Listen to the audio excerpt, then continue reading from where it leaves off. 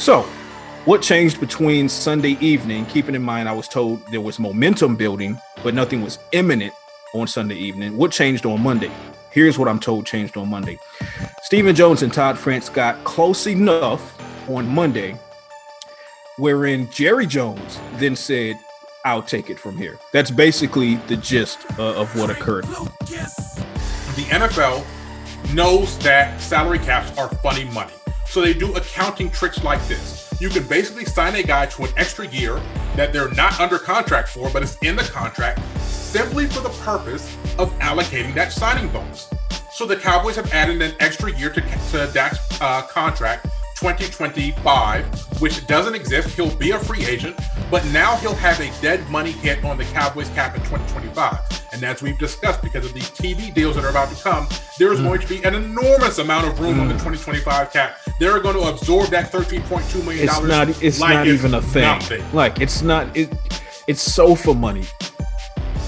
I mean, and no, you know what? I don't believe Keanu Neal is a placeholder. I don't. When Keanu Neal is healthy, he is much more than a placeholder. I'm not going to let you do the homie. What is that, 2018? I'm not going to let you do the homie like that. Are we in 2018? Is Dak Prescott going to get $29 million a year? Is that what we're talking about? You ain't going to never let that go. I like how you stuck that. The deal's done, K.D. Move on. We're in a time machine. Move on. All right. You are now rocking with the best, ladies and gentlemen. Thank you so much for tuning in to another exciting, exhilarating episode of the Catch This Fade podcast. I am, of course, your host, K.D. Drummond. That is my man, $5 grand, the one and only Mr. Patrik No C Walker. Say what's up to the people, Pat. Ladies and gentlemen, to quote the great Dwayne Johnson, a.k.a. The Rock, finally, the Dak Prescott deal in Dallas is done. We are going to dive into that. We're going to be all over that, breaking down the contract, a procedural move that is being done effective today that some didn't expect, but makes complete sense. And we'll talk about that. But first and foremost, before we get into all that, I have to lead with a thank you. Thank you, ladies and gentlemen, subscribers of the program, be it $3 tier per month or $10 tier per month. That gets all the bells and whistles, the pre-roll where I constantly put KD in his place, so forth and so on. You know that's a lie. Thank you for always riding with us, rocking with us. And this is a little bit of a different angle that we're taking on today's episode. On this most recent episode, we're going to do a half and half. So This portion you're looking at right now is actually completely free, and it's going to be free for upwards of the next 30 minutes. That's going to give the new watchers and the new listeners an opportunity to see exactly what Catch This Fade is, what we bring to the table, and why you should choose one of the subscription tiers to enrich your Cowboys fandom and knowledge. Because what you don't want to be is one of these Cowboys fans that don't know what the hell is going on, but think they know what the hell is going on. And they're going to be catching the fade along with a lot of other people during this broadcast today. Because we keep receipts. Pat definitely keeps receipts. I keep some receipts. I'm a little bit disorganized when it comes to my receipts. Pat probably has a whole Excel or Google sheet. I didn't even unleash a percentage. What I let loose last night. Just a little bit. Hours after the Dak news. Oh man, that's not even 0.1%. Like I sat on a lot just because I tried not to inundate my followers with too much of that. But I got enough out there to get my point across. I keep receipts. We call that in the MCU world a teaser trailer. Speaking of which, mid-credit Falcon and the Winter Soldier. I don't even want to talk to you about WandaVision because I know you're not caught up yet because you're trash. No. But why am I not caught up, KD? Because you can't afford to subscribe to Disney Plus. No. That's not it? Come on. Not it? Try again. Okay. I'll take a sip of sweet tea while you figure it out. I know you drink unsweetened tea, and that's part of your problem. Oh, you're blasphemous. That's absolutely blasphemous, dog. Yeah, you drink unsweetened tea, so it takes you a minute to. You're slow on the uptake, but I got stones. I can't drink tea anymore. Okay, I got stones. All right. No more tea. No more tea. Hey, I've had stones before, and I'm still drinking it, but yours were precipitously worse. Yeah, thank you very much. Okay? We'll leave it there. But the reason I'm not caught up on the WandaVision is because you can't afford Disney Plus. Because I told you specifically if you would stop flexing for the people that don't know any better. It's right? $4.99 a month. I want it to binge. I don't want. I'm not in the mood for the whole, watch 1 or 2 episodes and then sit there drooling for the next 7 days waiting for another one. I'm not. No. What I wanted to do was wait until the entire season was over, and then I was going to dive in. And guess what? Now the entire season is over. I've been able to successfully dodge every single spoiler, which is an achievement. And I swear to God, don't even. I've been. I was about to light it up. I was about to ruin the whole shit. Don't even. I was about to do it. Don't even. Okay. I've been able to dodge every single spoiler, and now, effective this weekend, I get to run through the entire WandaVision season 1, and that's going to be a blast, and that's going to prep me for Winter Soldier and Falcon. Gimme!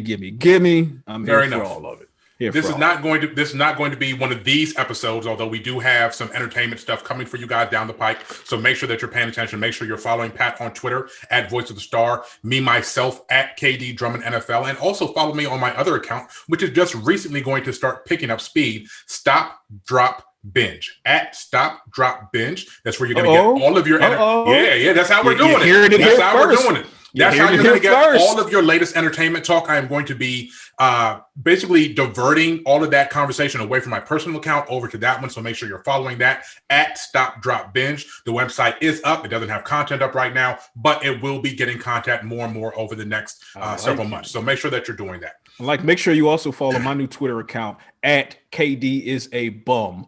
And it's plenty of content flooding on there, even as we speak.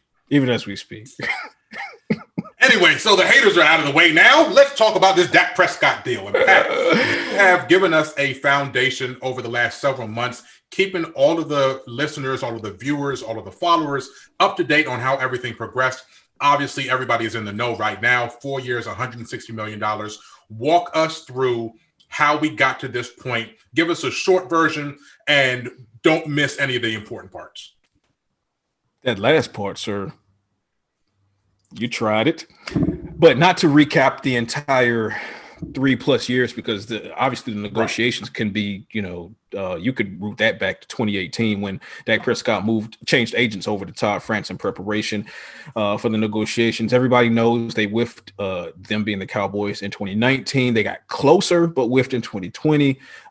In the witching hour on July 15th, Dak Prescott got on the phone with team exec Stephen Jones. They got close. Nothing was imminent, though, because they didn't have time. By the time they got on the phone, they didn't have time to hammer out contractual language and get it all sent over to the league office before the 4 p.m. Eastern deadline. So another whiff. Here we are. Flash forward to February. Now, they could have began talking with Dak Prescott as soon as the season ended. I mean, early January, late December, technically. But the Cowboys held firm on being silent, and it wasn't because there was any type of contention whatsoever. It was because, as I reported often, the Cowboys wanted more clarity on the salary cap for 2021 so that they could frame their proposal, their latest proposal, to Dak Prescott and Todd France. Once the NFL and NFLPA agreed that the floor would be raised from 175 to 180 million, that gave the Cowboys at least enough clarity to reach out to Todd France the last week of February. And I was told initially that the talks were good, progressive. The tone was promising, much more so than it had been in the past couple of seasons. But it was still primarily Stephen Jones, Todd France trying to work this out. When I spoke with sources as recently as Sunday evening, I was told that the deal was not imminent, but there was momentum picking up. And the expectation remained that the tag would be applied on Tuesday, not as a procedural thing, but simply because there were a couple of gaps that still needed to be closed. And having this conversation on Sunday, that would have meant the Cowboys had less than 48 hours to close these gaps.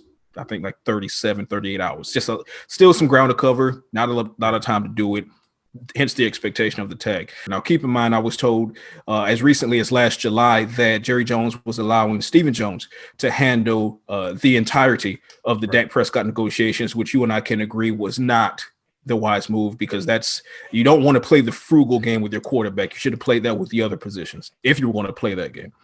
But this time around, and I alluded to it back in January when I said when these negotiations pick up, There is a great chance, I'm told, that Jerry Jones is going to put at least one hand on the wheel, and ultimately that's what ended up happening on Monday. He allowed Stephen Jones to still do the heavy lifting.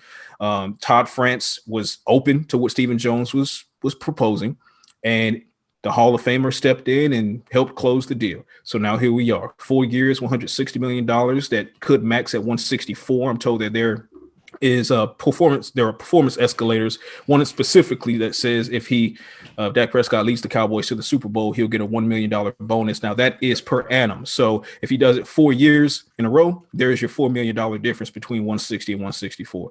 $66 million signing bonus, highest in NFL history. We'll get into how that breaks down prorated wise and recap.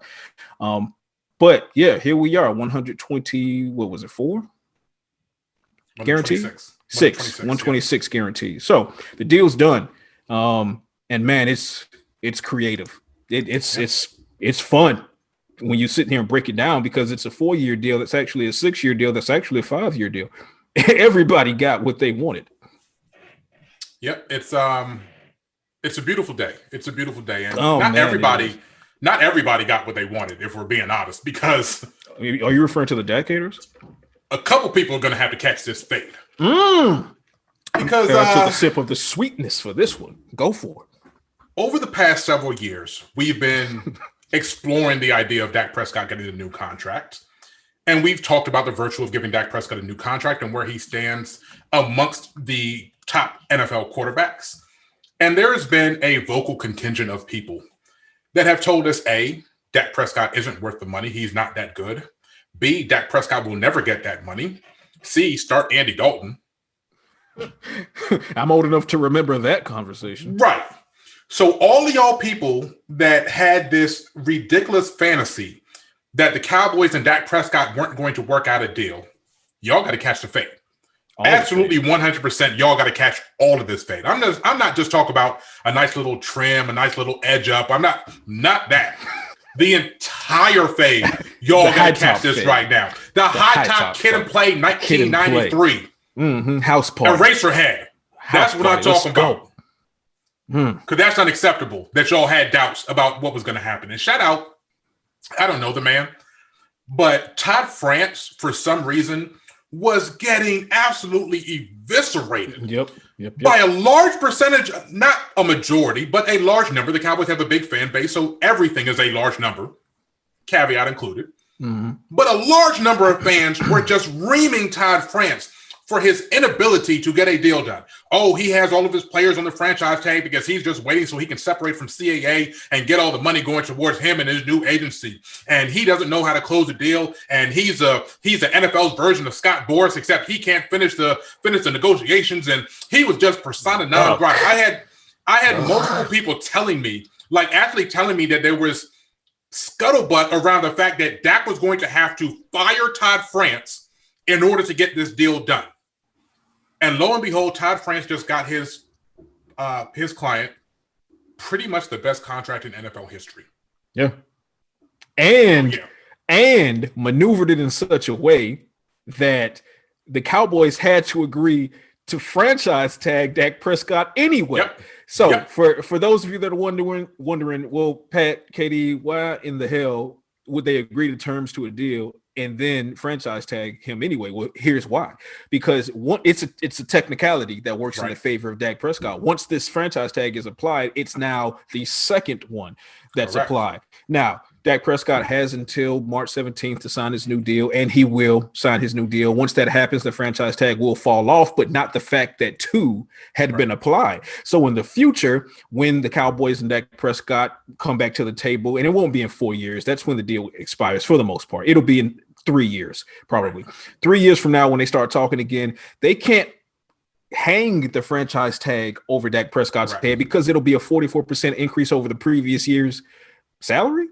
That would be an exorbitant amount of money. So not only did Todd France get the deal done that Dak Prescott was looking for, while at the same time, kudos to the Cowboys for being able to strike a compromising, creative structuring on this, wherein they were able to get the 2 voided years, which helps them spread the cap out, which is what they were looking for when they held firm at 5 years in the first place. But Todd France got the deal done, and he was able to add that little bit of a cherry on top to say, okay, and for future tense, when we come back to this table and have these negotiations, you won't get to use the franchise tag against my client in a scenario where all things considered, the salary cap should be somewhere on Neptune in 3 years from now. Exactly. So kudos, like you said, kudos to Todd France. Kudos to the Cowboys and Dak Prescott for finally getting this done. But as far as those of you who had, all these graphic mock-ups of Dak Prescott in the 49ers uniform, Bears uniform, he's going to play he's going to the Jets, he's going to the Texans. Now. What say you now? No. What say you now? So and again, and this is what I'll say, and we'll really get into the minutia of Dak's contract. Yeah. Mm-hmm. This is not to fade anyone that had reasonable doubt.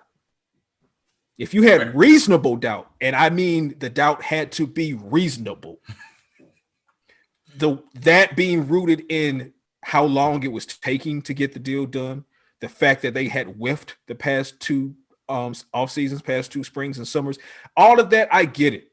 So if that was fueling some pessimism, that was completely understood. But the But people for those that are saying, idea it'll never get done, bookmark Right. this, save this, I'm telling you, you don't know what you're talking about. those folks. Sucks to be you. Sucks to be So you today. it must suck to suck. Yep. So It's an interesting situation They put the because when we talk about it all the time, what it takes in order to get a deal done with a free agent. Bless their hearts.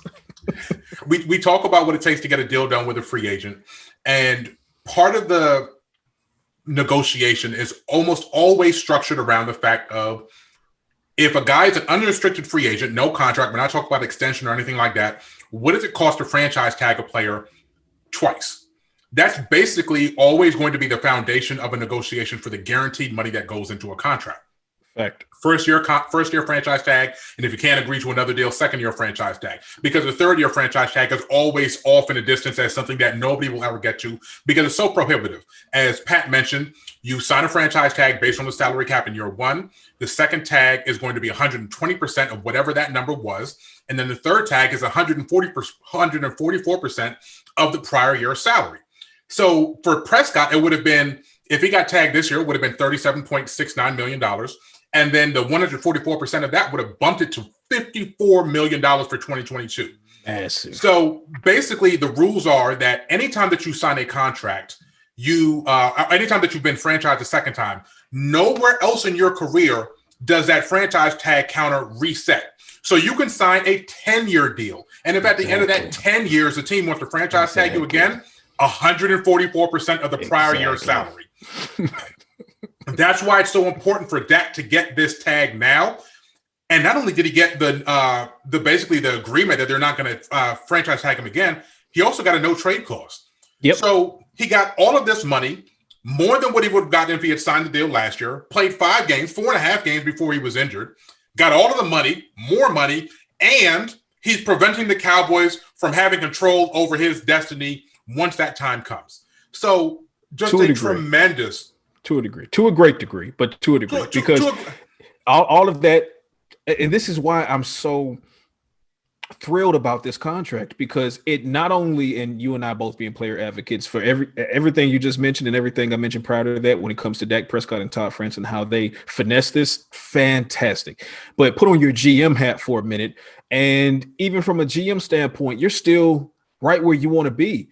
With this contract, you save $15.5 million against the 2021 salary cap by virtue of Dak Prescott only being paid $9 million in base salary in 2021. Add that to, the 13.2 prorated portion of the $66 million signing bonus. And then you look forward and you say, okay, well, yes, it's a 4-year deal for all intents and purposes, even though for bookkeeping purposes, it's a 6-year deal. We'll talk about that next time. If you're the Cowboys, let's say the completely unexpected happens, because we're going to shoot straight here, KD, as we always do. And let's talk objectively for a minute. Okay. Let's say just Dak comes out and just stinks up the joint for the next season or two. I don't believe it's going to happen. I will put all money on the table and tell you it's so not going to happen. But let's entertain devil's advocate for a second. If that were to happen, the Cowboys they can't trade him, but they can outright release him as soon as 2023 and get a cap savings. Then I think it's just over $4 million if it's a pre-June 1st. Yeah, the way it works is that the Cowboys have a clause in there, and it's pretty much standard language when you're dealing with a guarantee. So his signing bonus is guaranteed. That $66 million, that's his. Getting paid by the end of the calendar year. At some point, he is going to get $66 million. In addition to that, on a weekly basis, I believe now instead of 17 weeks, they do it over 34 weeks.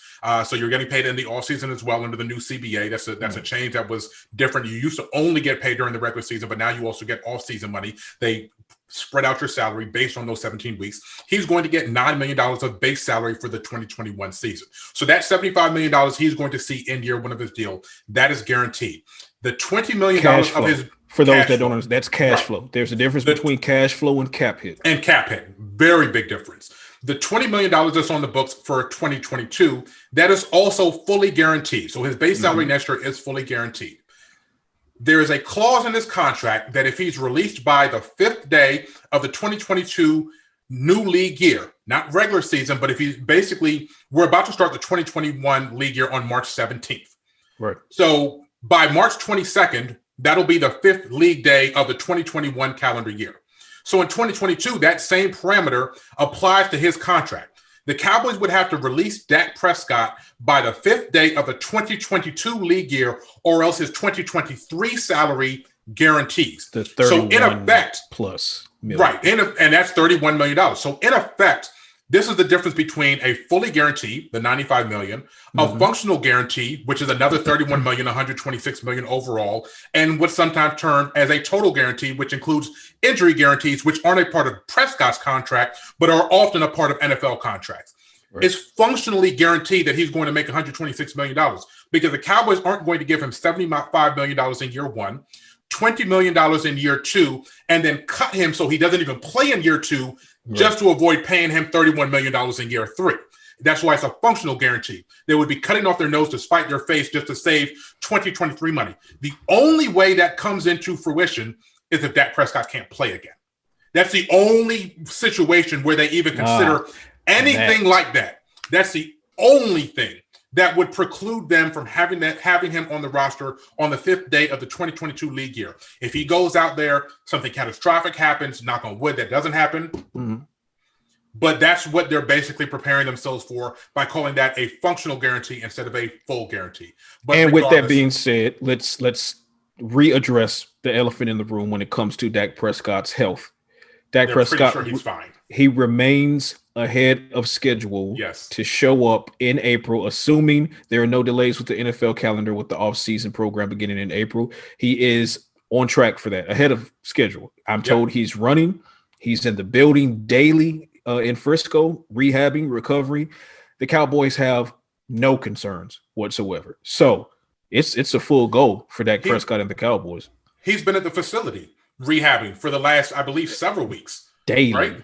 Yeah. So actually, he after the initial surgery in October, obviously he had to, make sure got past the infection stage, right? The potential infection stage, let the swelling go down, et cetera, et cetera. But at some point before he even had the second surgery, which was voluntary to strengthen the ankle, he had already begun recovery and rehab work at the Star in Frisco. So then once he went back and had that voluntary surgery done, 2 or 3 weeks later, it strengthened his ankle in such a way that it expedited him already having been ahead of schedule to the point where I'm told he was at least jogging as recently as late December.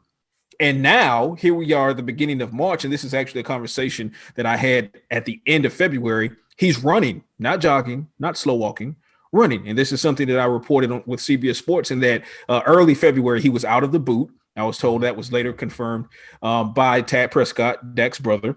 And now it's just a go, man. It's just a go. The only thing that was in the way was, the contract needed to be done. But guess what? Stop me if you've heard this before. It's done. It's done. It's done. It's done. It's a beautiful thing. I mentioned earlier, you've already said we're pro player when it comes to getting that bag. Yes. We're always going to be pro player when it comes to getting that bag. That's just how we're built. This is also going to help keep Michael Gallup. You were saying? No, it's not. Why would you even try to sidetrack me like that? No, it's not. Michael Gallup is done after this year, bro. I hate to break it to you. This is I'm also so going sorry. To help them keep Michael Gallup. You're not going to sidetrack me, Ricky Bobby. It's not going to happen. Yeah, I'm trying to focus. The contract, the Dak Prescott contract, is such a beautiful thing. It's one of the things that I noticed yesterday when I was looking at the numbers. And you were like, okay, $126 million is a very interesting number. And then I started to dive into it. What it turns out is that the way that you achieve $126 million in the negotiation, I talked about this, I referenced it, alluded to it earlier, about using franchise tags as the basis for guaranteed money.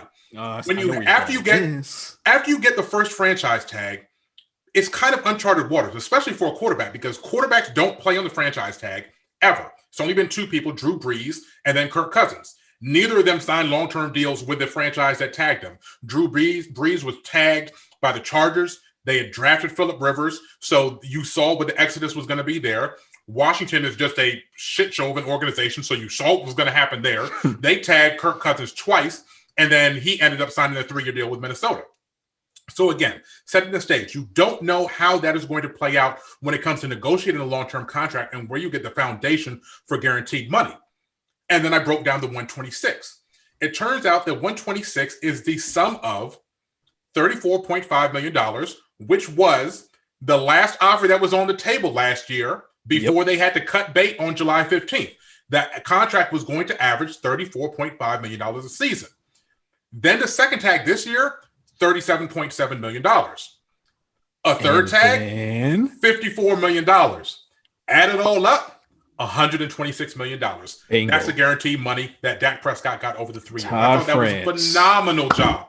Phenomenal job by Todd France. I'm in such awe, and I'm impressed. I'm impressed. Y'all know how much I love the cap. I'm not an agent. I'm not a CPA or any of that stuff, but I'm just very much impressed for how it's clear that's how that came together. I mean, there's no other way that you can arrive at that number without considering those things. It's just a beautiful thing. And then the Cowboys did what I felt was creative. The first person to publicly report it was Todd Archer of ESPN. He was the first person to suggest that the team was going to follow the footsteps of what they did with DeMarcus Lawrence and creating a void year. He suggested, why don't they do 2 void years? And that's exactly what the Cowboys did. Fantastic work by Archer. Incredible. He is like, there's really no comparison when it comes to the old guard of being able to stay consistent through all these years and still be at the absolute top of the game than Todd Archer. I mean, I give all respect to all the beat writers in Dallas and all that sort of stuff. Archer is the pinnacle. Arch is Arch. He is what he is. Yes. So for those that don't understand how void years work, the Cowboys have signed Dak Prescott to 4 years. But because signing bonuses are allocated over the length of a contract, you can do that up to 5 seasons. So let's say that you sign a guy for a $20 million signing bonus on a 5-year contract. Instead of $20 million counting against the cap in year 1, along with the base salary, signing bonuses are prorated equally over the length of the deal. So 5 years, $20 million, instead of a $20 million cap hit plus the base salary, is now a $4 million cap hit plus the base salary. And then each subsequent year gets another $4 million cap hit. So basically, when you have a 4-year deal, you lose that 5th year in order to allocate the cap hit from the signing bonus. That's where the void years come in. The NFL knows that salary caps are funny money. So they do accounting tricks like this. You can basically sign a guy to an extra year that they're not under contract for, but it's in the contract simply for the purpose of allocating that signing bonus. So the Cowboys have added an extra year to Dak's contract, 2025, which doesn't exist. He'll be a free agent, but now he'll have a dead money hit on the Cowboys cap in 2025. And as we've discussed, because of these TV deals that are about to come, there's going to be an enormous amount of room on the 2025 cap. They're going to absorb that $13.2 million. It's not even a thing. Nothing. Like, it's not, it's sofa money, if that. But kudos to the Cowboys for learning cap magic. Because what they just pulled with Dak Prescott, as you were breaking down so eloquently, the void years, this is not something, you've seen them do it with DeMarcus Lawrence, but this is typically not an exercise that the Cowboys deploy. But you know who likes to do it? The New England Patriots. So the Cowboys, if you look at how the Cowboys have been negotiating contracts, at least for the past, let's say 2 or 3 years, for the most part, it seems like they're on a trajectory where they're beginning more and more to mirror some of these contractual, circus tricks that they've learned from other teams that are typically better than them on a perennial basis. So for all of the flack that Jerry Jones catches as a general manager, keep in mind what I reported at the beginning of this episode and what I reported on Twitter, minutes after the deal finally landed, in that, again, taking nothing away from Stephen Jones. But Jerry Jones closed this deal. Right. And in closing this deal, I'm fully confident that a lot of this creativity we're talking about, the 2 voided years and, year 6, not even having a cap hit whatsoever, and et cetera, I'm confident that Stephen Jones was able to get Todd France to the point of saying, okay, here are the hard numbers that we're willing to agree to. 4 years, 160 million, et cetera. And Jerry Jones came in and said, we really want that 5th year. And here's how we can do it. There's a reason the guy has on a gold jacket. There's just a reason, So at the end of the day, kudos to Stephen Jones and Jerry Jones. But for those of you that are saying, oh, well, maybe Jerry Jones lost it, they keep saying deadlines make deals. Well, there was a deadline today, and the deal got done. So maybe they still do make deals, but maybe we were just... Well, number one, we were right because it should have been done. So yeah, I'm not going. Yeah, it should have been done. But the good news is no more deadlines. The deal is done. And man, just to have them swoop in like that on Monday, fantastic. And here's another thank you to the Cowboys and KD, myself, all of our colleagues. We have to be in agreement on this. Thank you for not doing this at 1 a.m. in the morning. Thank you for not doing it on a fucking Friday. Thank you. Or Saturday afternoon. Oh my God. Thank you guys so much. Now, yesterday, you caught me with a mouthful of Chick-fil-A sandwich.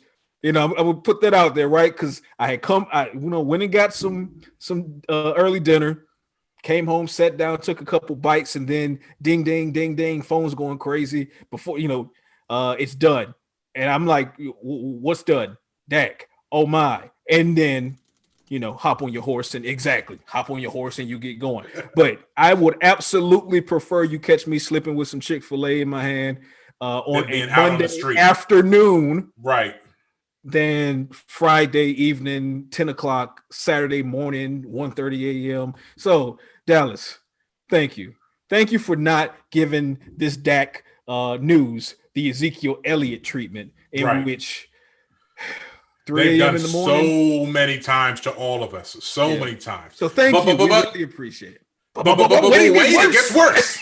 So we were talking about the void year, and you mentioned it's not 1, but 2 void seasons. Yep. And this is where the Cowboys angle of things, you have to give them kudos. You give all kudos to Todd France for getting what he got. Everybody gets kudos. You get a kudos. You get a kudos. Just like Oprah giving all the dirt on the royal family. Everybody's getting fed right now. The Cowboys negotiated, as Pat alluded to, a 2nd void year. And what does that matter? Because the proration of the signing bonus from year 1 is only spread over 5 years. So right now there's a void year that has absolutely no cap hit, no dead money whatsoever in 2026. Here's why. The Cowboys are going to do a restructure of Dak Prescott's contract. Whether it be in 2022 or 2023, one of those years is going to be restructured. And let's take, for example, let's assume it's going to be 2022.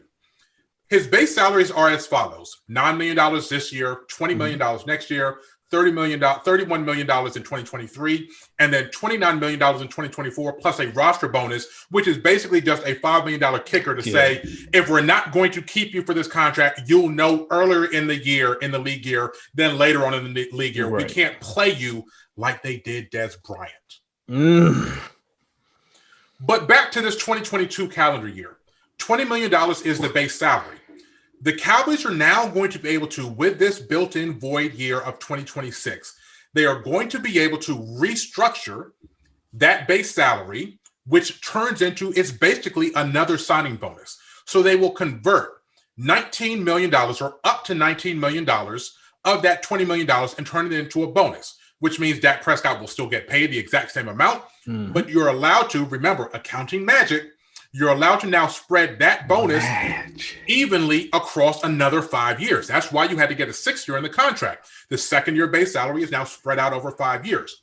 The Cowboys, if they do that, the cap hit for Dak Prescott this year is beautiful, $22.2 million compared to $37.7 million. Next year's cap hit, $18 million, dog. $18 million on the cap. It's so while we're sitting so here, beautiful. It's so pretty. It's so pretty. It's so while pretty. We're sitting here talking about the fact that the league has to reduce the salary cap, $198 million last year down to probably $181 million this year. They're worried about the fact that they might have to steal from next year's cap to help offset from the losses that they took in 2020. That's a possibility, and nobody knows what's going to happen more than Jerry Jones. Always remember that when it comes to negotiations. His negotiations are basically a precursor to what the rest of the league is soon to find out or soon to start adopting. So I'm wondering if the way that they built this is them saying that next year's cap might not explode the way that they anticipate, just because they have so much lost revenue from 2020, and it might spill over into next year's cap, and it won't jump all the way up to $220 million in this big explosion that's most likely going to happen in 2023. But again, they're going to have Dak Prescott under contract for the next 2 seasons with a cap hit totaling $40 million. Totaling. He would have been franchise tagged for 37.7 right now if they couldn't come up with this agreement. Everybody won. How beautiful is that? I don't know if there are many more words to describe it than what I used in my salary cap and Dak Prescott Cowboys salary cap contractual breakdown. It's a Rembrandt. This contract is a Rembrandt. There you go. It's just a masterpiece of details and compromise in a way that in actuality, no one compromised. Yep. There's compromise and a complete lack of compromise all housed in the same contract. And they to your figured point, out how everybody won. I think it's a situation where Jerry Jones, as you mentioned, absolutely has the inside track on what's going to happen with these TV deals and when and if, well, not if, but when the salary cap is going to explode, be it 2022 or 2023. And I think the way they structured it with the trigger that's existing on a obviously potential restructure on Dak in 2022 is that it's Jerry Jones sitting back saying, you know what, there's a really good chance that the cap might not explode until 2023. And if that's the case, then, I mean, technically we could ride with Dak Prescott's contract as is, or we could pull the trigger. But in the event it does explode, it's even less of an issue, if one at all. And then if they do restructure it, guess what? Basically what KD is telling you, ladies and gentlemen, is that because year 6 is a void year with no cap hit whatsoever, because the final $13.2 million of the prorated signing bonus expires in year 5. In year 6, you have an empty bucket. It's just an empty bucket. So yeah, you're kicking the money down the can, but you're not kicking it. You're kicking the can down the road, but you're not kicking it down the road to join other cans. In year 6, there are no cans. And then by the time year 6 rolls around, we're talking about an exponential explosion of the salary cap when you compare it to what it looks like now and in 2022. Again, this contract is a Rembrandt from both sides. Jerry Jones, Stephen Jones, you nailed it. Dak Prescott, Todd France, you nailed it. The rest of the league is going to take note. I can tell you right now, today, as you're starting to hear, conversations and reports coming out of Baltimore that, the GM up there says, whether it's Lamar Jackson contract, quote unquote, will take a while. I bet it will now. Yeah, right. You got to restructure everything. I bet it will now. The same way when Deshaun Watson signed last year and the Cowboys were like, well, shit, That 34.5 ain't gonna cut it now, is it? Which is what France was hoping on. We talked about this before. Yep. France was desperately hoping that Deshaun Watson's contract landed before Dak's did. Once Watson's did, that helped provide the framework. In addition to Patrick Mahomes having the ceiling, that provided the framework for the deal we're looking at right now. And now, if you're Baltimore, and we talked about this on previous episodes of Catch This Fade, we said, Cowboys, whatever you do not want 2021 to be another year where you watch the market gets reset because Josh Allen might get his deal, Lamar Jackson. We don't know if Baker Mayfield is going to get his new deal yet. You want to be proactive, and for once. Now, granted, this took 3 years. 2 years late. Yeah, exactly. Yeah, granted it did. But for once, when I say for once, I'm speaking specifically to this offseason itself. Right. For once, they beat the other quarterbacks to the table. They beat the other GMs to the table. So now it's not the Cowboys having to restructure after they see a Lamar Jackson deal or Baker Mayfield deal or Josh Allen deal. Now, Dak Prescott has set. Dak Prescott has said it. And now it's, if I'm Lamar Jackson, I'm like, hold on. I want 41. Right. Now if I'm Lamar Jackson, at this point it's arguable, and people can argue it all day long, and it'd be a good argument. But if I'm Lamar Jackson, I'm looking at Dak Prescott's contract, and I'm saying, I'm better than that guy. Yep. That's every quarterback's argument is going to be that. Yeah, every quarterback's going to feel that way. Yeah. But Lamar Jackson is of the three, he's the only of the four, really. Could Baker, because he has the MVP. He's the only one with the MVP under his belt. Exactly. Yep. So again, if I'm Lamar Jackson, I'm like, okay, well, let's start from square one. Yeah. So it's a beautiful thing. One of the things that I brought up was the idea that the Cowboys could restructure Prescott next year, and I was saying that it could possibly be because Jerry doesn't believe that the cap is going to explode next year. There's another reason it could be, but you're going to have to be a subscriber to figure that out. This is going to be the end of our free portion of this show. We have a lot more to discuss about. I'm going to have the answer to what I just teased right there. Teaser trailer. And we're also going to discuss some things about how the Cowboys are going to maneuver for the rest of free agency once the league year starts. Very important stuff. If you're not subscribing right now, if you're listening to the free show on Apple Podcast or on Audio Boom, make sure that you subscribe at the $3 tier on patreon.com/catchthisfade. Go and subscribe right now on at the minimum, the basic tier. If you bump that up to $10, if you're watching the show on YouTube right now, go to patreon.com/catchthisfade and subscribe at the friend of the show level. We have these shows every week during the regular season, twice a week. In the off season, it's 1 or 2 times a week. We have pre-rolls where me and Pat just cut up and act like fools, talking trash about his bum-ass Braves and my world champion Washington Nationals. Listen, we talk about this all the time. Listen, I will absolutely. Do I need to drag you one last time before the free show ends? Because I will absolutely drag you, dude. I will have Scott leave my Bravos out of your uncultured face. I will leave the Bravos out of the cultured World Series like everybody else does. I will do that. I will leave them out of the World Series conversation. Last year wasn't a real season, bro. What are you talking about? Asterisk. That's it, ladies and gentlemen. We'll move on because I'll spare them from having to hear about how upset you are about Juan Soto again with the that emotion right there. He's a modern day Ted Williams. That's what I was modern day Ted Williams. He'll be in Atlanta soon. Don't worry about it. Shut your face. We'll be right back.